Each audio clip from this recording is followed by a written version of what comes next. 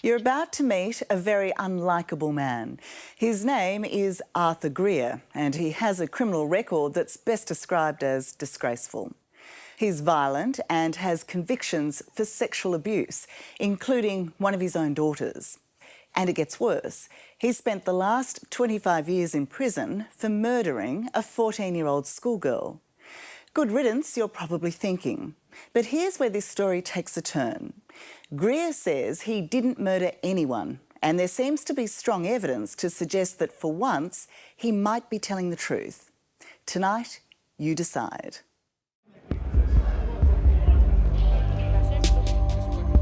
The first shameful moments of freedom for convicted child killer Arthur Greer as he's deported to the UK. For 25 years, this man has been behind bars in Western Australia for the murder of schoolgirl Sharon Mason. For all that time, he's proclaimed his innocence, forgoing the chance to be freed decades ago if only he admitted his guilt. How would you describe the cost of not admitting guilt, of not showing remorse? It's cost me my life. But it's a sacrifice I had to make. You know, to say I was guilty of something I didn't do, couldn't do that. When it comes to Arthur Greer, knowing what to believe is confounding. Okay. His own family is bitterly divided, daughter against daughter. One, a victim. It was nasty, it was evil, it was horrible. He is a bad person. The other, their father's greatest supporter. Oh no, my dad didn't do anything. He's innocent. Ever doubted it? No doubt. He said, I didn't do it, darling. That's all I needed, if I needed that at all. And in the wider community, Arthur Greer is equally divisive. For some, a monster who is guilty of murder. For others, a man who could not have been more wrongly accused. In my opinion, Arthur Greer's case is the worst miscarriage of justice, if not in Australian legal history, then in West Australian legal history. February 19, 1983, election day for Western Australia. On this stinking hot summer day, 14-year-old Sharon Mason disappears after getting off a bus in the Perth suburb of Mossman Park. Then, nearly 10 years later, in 1992, Sharon's body was uncovered during excavation work behind a former dress shop. That shop was owned by Arthur Greer at the time Sharon went missing. There's no doubt about it that Mr Greer had a checkered past that included offences of violence. Perth barrister Jonathan Davies says in investigating Arthur Greer, police had an obvious suspect. First, there was the body behind his shop, then his own damning criminal record. So, by looking at his past, they thought they had the right man? By looking at Mr Greer's past, they were incontrovertibly drawn to him as their prime suspect. And it's little wonder when you hear Greer's criminal record. His most serious and heinous crimes, 2 convictions for 2 indecent assaults. Susan was just 7 when she was abused by her father, to which he pleaded guilty in 1969 and got an 18-month suspended sentence. For the other assault against a teenage girl, he served 6 months. Today, Susan is brutal about her father. I can tell you he was a pedophile.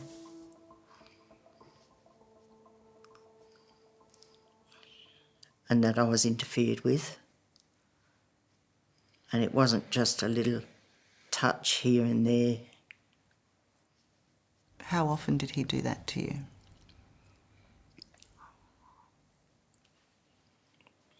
Every few weeks.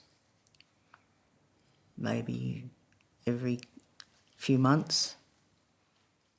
Are you a pedophile? No, I'm not a pedophile. I'd like to know your definition of a pedophile. Or did you molest a 7-year-old No, girl I did who not. happens to be No, your daughter? No, it's ridiculous. What's your definition of a pedophile? Somebody who frequently solicits young children. Have you done that? No. Occasionally? No, never. But then in 1986, Greer was jailed for 3 counts of attempted murder for trying to run over his former girlfriend and 2 friends.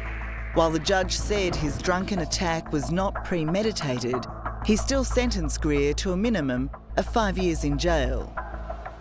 Greer claims, as he does to explain the sexual abuse convictions, that his intentions were misunderstood. I never hurt anybody. But were you trying to? No.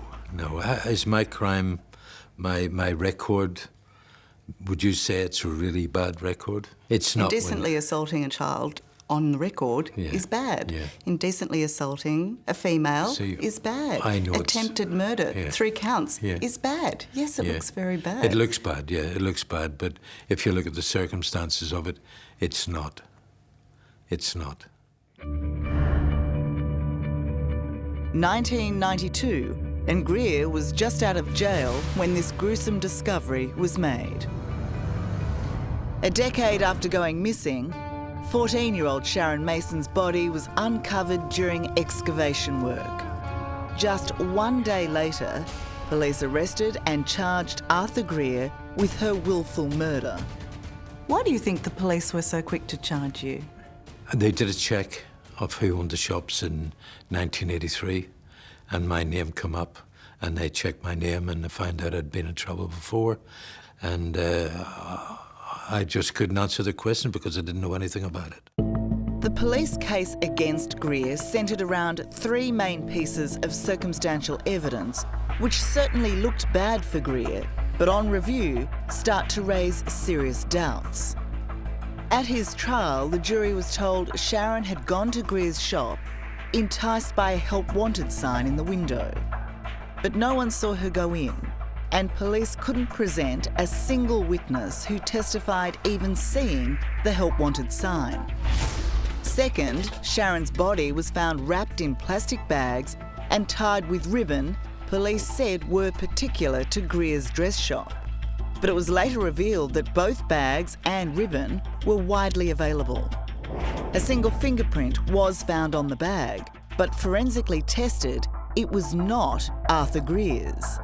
And then finally, there was this mask, supposedly once owned by Greer and found when Sharon's body was uncovered. Perhaps the most damning piece of evidence was a mask, a grotesque mask that had been linked to Mr. Greer being found in the vicinity of where Sharon's body was found. We believe that the mask was not actually found buried with the body, but in fact was found near the remains in a large volume of earth that was at that time in the back of the dump truck. And so the connection between the mask, Mr. Greer, and the human remains is cast into doubt. But there was no doubt for the jury. The jury took just 3 hours to reach their unanimous verdict. Despite no forensic evidence to link him or no known cause of death, in 1994, at the second of his 2 trials, Greer was convicted of murder and sentenced to life. He was to serve a minimum 7 years before being considered for parole. To Sharon's family and a relieved community, justice had been done. A monster had been put away. Did you murder Sharon Mason? Definitely not. Did you hurt her? No, I've never met her. I couldn't have hurt her. This wasn't something where there was some sexual encounter that went wrong? Definitely not. Definitely not. So when you're sitting at trial and the verdict comes in? I was just utterly devastated. You know, I just devastated. It took me a long while to get over it. And once I did, I just decided I was going to fight and prove my innocence. Coming up, We think that there's an alternative story. the evidence the jury didn't see. Was that a eureka moment? Yeah. Will Arthur Greer be cleared? There was absolutely no evidence whatever that connected him with this crime. That's next on 60 Minutes.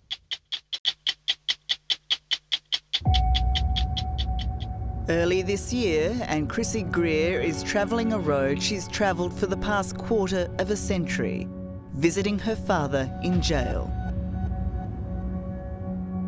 For the past 25 years, Arthur Paddy Greer has been behind bars for murdering Perth schoolgirl Sharon Mason. And for that time, Chrissy's been the only member of the family to stand up for Arthur, the only one still hoping to bring him home. Why do you think your father was convicted of this? I believe quite strongly that it was because of his criminal history. On paper, at least, does it make sense? You know, here you have a man who does have a criminal history. I totally understand that they needed to look at that. You know, that they'd be crazy not to. But that's where it started, and it never stopped from there. Former Governor of Western Australia, QC Malcolm McCusker, has become an unlikely Greer advocate, warning no matter how bad the record, no matter how bad the man, no one should be judged on their past. I mean, here's a man with prior convictions. In the eyes of some, they go, chuck him in jail, throw away the key, what he did was awful, he's a bad man. Well, I hope there are very few people in our community, and I may be naive, but I think there would be very few people who'd take that attitude, that a person who's been convicted of a crime therefore must be guilty of another one. It's a huge and illogical step. And they searched Greer's shop, and there was not the slightest trace of anything, no blood and anything like that. So there was absolutely no evidence whatever that connected him with this crime. In fact, according to McCusker, since Greer's conviction, compelling, fresh evidence has been uncovered that suggests a miscarriage of justice. What we had to look at when we did our survey was the three different versions of where the body was found. The Innocence Project at Perth's Edith Cowan University, now led by Professor Jane Tudor-Owen, carefully assessed the merits of the Greer case before agreeing to take it on. They say what they found over the past decade raises reasonable doubt in Arthur Greer's guilt, enough, they believe, for a jury to acquit him. We think that there's an alternative story. We think there's an alternative version of events that should have been presented to the jury at the time, and that ideally, by raising this information now, that can be considered in a fresh light. So we're looking at that as the corner of the wall. What you're about to see is what the jury didn't get to see. Got the pipes quite clearly displayed there in relation The first and perhaps greatest breakthrough for the Innocence Project, the remarkable discovery of a date stamp on drainage pipes beneath where Sharon's body was found. They'd been manufactured and laid in the ground just weeks before her body was uncovered in 1992. Digging the trench, they would have had to have found the body to install those pipes in 1992. But remember, Greer supposedly murdered and buried Sharon here in 1983, nearly a decade earlier. If that was the case, she would have been found underneath the pipes, not above them, as she was. In simple terms, her body had to have been buried here not long before it was found. Was that a eureka moment? Yeah, I would say in terms of being able to actually have some definitive evidence was really exciting. Having discovered that, having discovered those pipes and the fact that the body was found lying above them, what should that have done to the case? Well, if it had been revealed at either of his trials, I think that would have been the end of the case against him, because they were new pipes, and yet the body was deposited on top of those pipes. The crux of the police case was that Sharon was murdered in Arthur Greer's shop and buried by him in the backyard. But the dating of the pipes is almost proof positive that couldn't have happened. And the state of Sharon's body is perplexing too. It was only partially decomposed. Extraordinary after 9 years. A former senior state pathologist who reviewed the autopsy for the Innocence Project says the only feasible explanation for that strange rate of decomposition is that the body must have been stored elsewhere, perhaps frozen, before being buried at the shop site at the time the pipes were laid. However she came to die, that did not take place at those shops.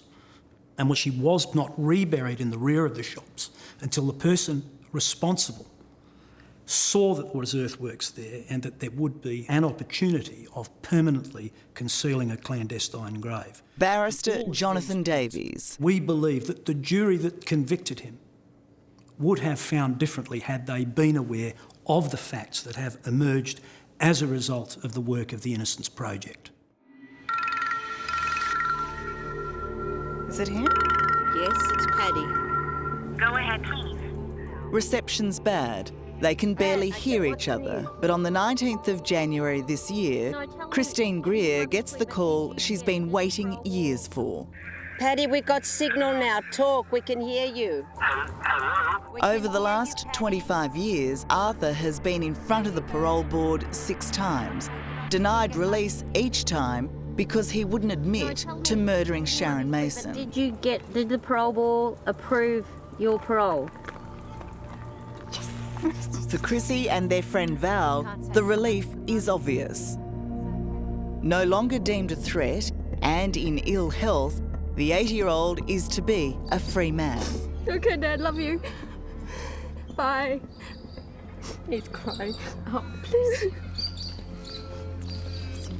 It will take another 6 months before Greer is let out, only to spend less than a day as a free man in Australia. A British citizen, as a condition of his release, Greer is deported to the UK immediately.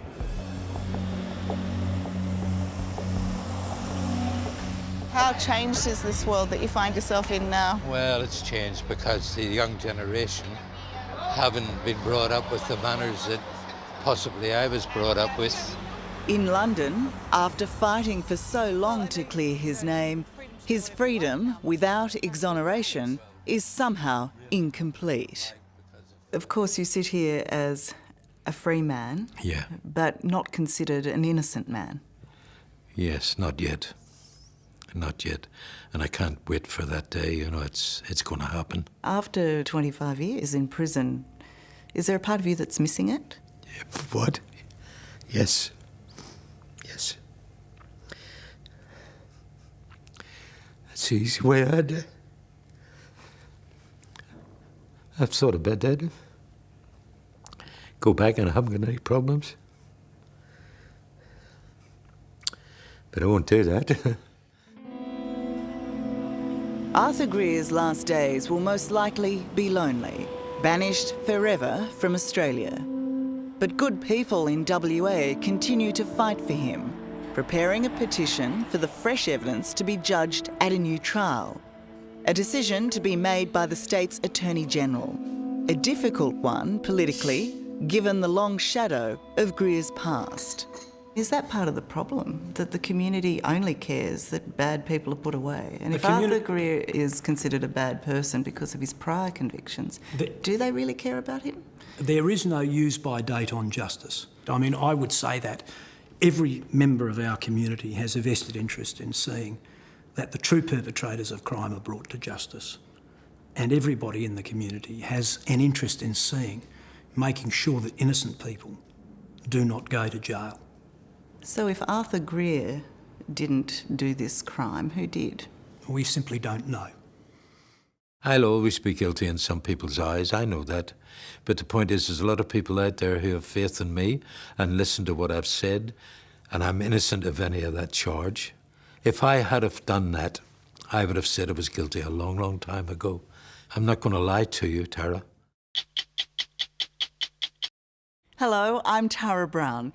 Thanks for watching. To keep up with the latest from 60 Minutes Australia, make sure you subscribe to our channel. You can also download the 9Now app for full episodes and other exclusive 60 Minutes content.